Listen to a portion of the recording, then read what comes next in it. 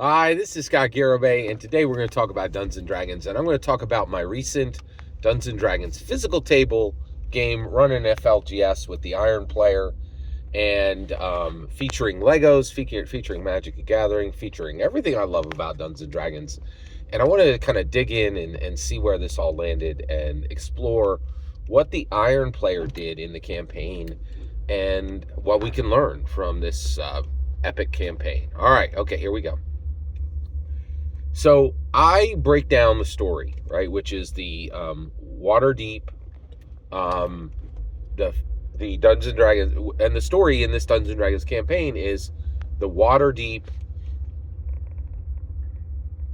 tome wall that's going to stretch from Waterdeep all the way to Neverwinter, and I described all that in my last video, right? So we get there, and I'm like, okay, now at this point, I was like, okay, your character, your human bard noble, by the way, by the name of Matt Burns, he is in this situation where,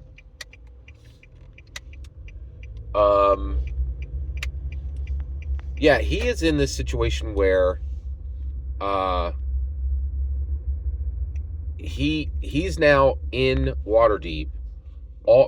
Every elf that was living in Waterdeep a week ago is dead. They're literally still finding their corpses in the city and burying them in the area around Waterdeep. There are tons of adventuring groups who need to fill in a gap that was held by an elf. There's tons of merchant buildings, wizards, laboratories, taverns that are now have no owner, right? And the city's in chaos. There's a lot of bad stuff happening, right? And so, and also every wizard who wants to keep them spellbook is now a fugitive. So how is Matt Burns going to engage with that? He's like, none of that is my problem. And I'm like, what? and so this is really fascinating. So first of all, this didn't surprise me.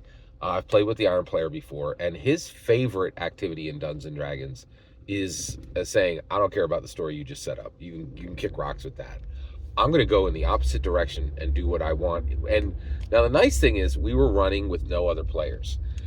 When this has happened with other players, it can be really challenging because he's literally going in the opposite direction. And, and then you got split party and all that nonsense, right? Now, but here's the kicker, right? D&D either has tactical or infinity or it doesn't. It allows every choice or it doesn't. And at my table, it does. So he has every right to do this, right? So he's like, hey, I heard that long, beautiful story you just said. I don't care about any of it, right? And I'm like, okay, no worries. I was not worried. And the reason why is the Iron Player is very smart, has a level of wisdom, and has a level of self-awareness, right? And he realizes if I kick back your story, I get to define the story, and that's exactly what he did.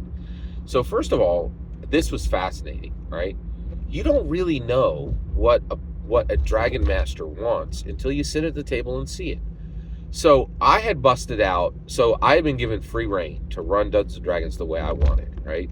And so one of the other things I brought to the table, in addition to Lego and MTG, is Dungeons & Dragons VE, right? And this player, he's not super hot on VE, right? He wants to stay on 5e. I think it's a terrible decision, but hey, each to his own, right? So he engaged and he created his character sheet with VE. Also, I'm an evangelical Christian, but I'm also an evangelical dungeon master, right? I'm spreading the good news of Dungeons & Dragons VE. This guy did not want to play VE. He was really against it for multiple reasons. And to my knowledge, has not even purchased it yet, right? At all, right? And he's playing in at least 3 campaigns where the Dungeon Masters and the Dragon Masters are ignoring VE and staying on 5e, right? So they're not using the 2024 core rulebooks, right? But, he gave me carte blanche and I took it. And so he created, and to his credit, he created his character sheet with Dungeons & Dragons VE, which is really cool, right? So he's like, hey, you can kick rocks with your story. I don't care about that, right? But he's smart enough, right, and veteran enough and skilled enough as a Dragon Master to say, I will supply the story. And this is fascinating. What he sat down to do, once he realized he was in Dungeons and Dragons VE, he created a character to Fastcraft.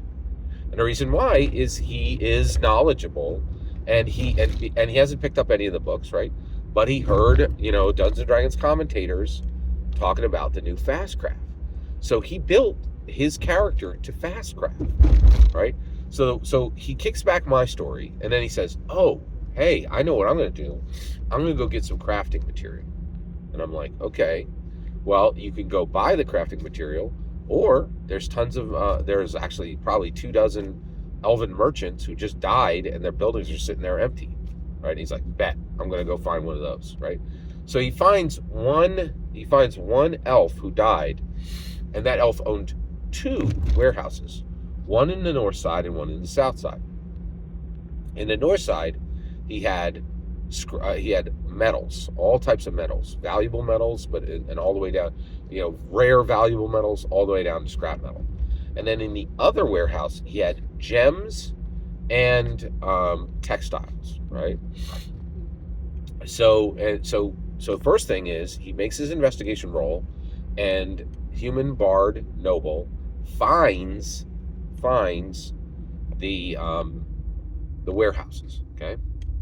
Now at this point, he finds the warehouses, and he finds the warehouse, and and then he's in position to do what he needs to do, right? And he wants to use this stuff to Fastcraft, right? Well, he checks it out, and it's warded, okay? And so he can't get in because of these magical wards, right? So it comes nighttime, and so I said, okay, it's nighttime, and it's starting to get dangerous in these areas because there's a lot of chaos in the city. What are you going to do? So he goes home, right? So first of all, he said he was a noble. I was like, "So where's your home?" And he's like, "Well, my father is a merchant right here. My whole family, my mother, my father, all my brothers and sisters, they are merchants, right? Who did so well in their merchanting business that they were given a noble deed, right? And so they impressed one of the nobles so much that they gave them a noble deed and made them and declared them of noble blood. They're not actually of noble blood, but they've been declared of noble blood, right? So now they are considered nobles within Waterdeep, right? So he goes home, and actually on his way home, he encounters the city guard, and he says, "Hey, I want to procure these buildings legally," which I thought that was really interesting, right?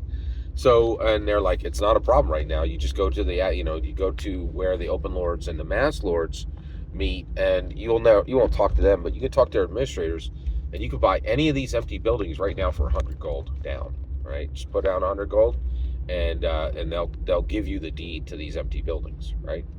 Because the open lords, the mass lords, and the open lord, they don't want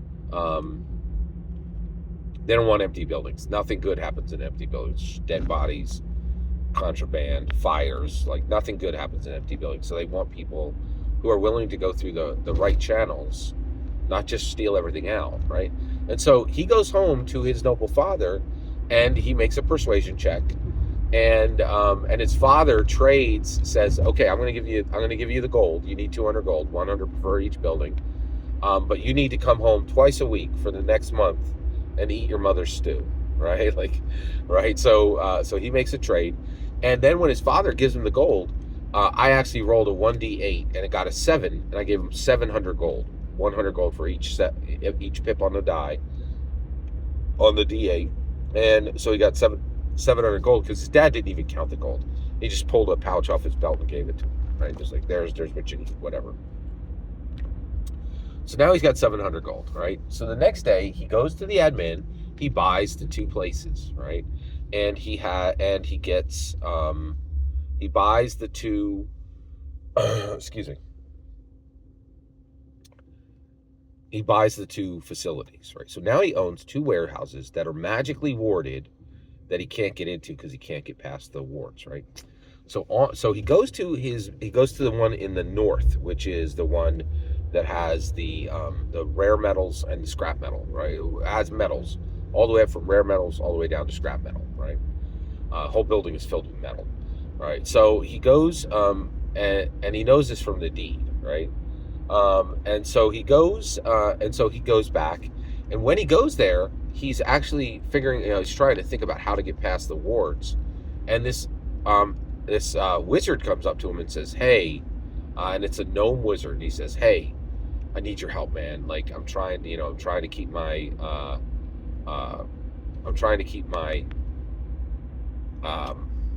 my spell book, and I need you to help me hide." It's, boy, man, I'll tell you, the Iron Player, he's like, "Why should I help you?" I'm like, "What? We're playing D&D, dude. Like, this dude, like, people are hunting him down to take his spell book. Like, no, I didn't say this to him, but he genuinely, like, you have to catapult me. Like, actually, you can never engage this player in what's being presented. He always wants to push back what's being presented, right? And he never accepts himself as a hero or his player as a hero. I think he just I think maybe he wants to play a villain, but that's not really, that's not standard operating procedure in Dungeons and Dragons, or he's really attracted to neutral. I don't know. And the weird thing is, this guy's a nice guy. I really like him, and I think of him as a hero in real life, right? He's been a good friend to me for a decade, right? But in his own life, it's very clear to me that he does not see himself or any player character he plays as a hero, which is fascinating, right? Just on, what our outlook is and how we engage in the world, all those kind of things. One second. So, yeah, I find that really, really fascinating. So, so then he's like, and so I was like, well, the gnome wizard is like, well, no, there's really no good reason for you to help me. Only a kind, only a kind and tolerant human would do that.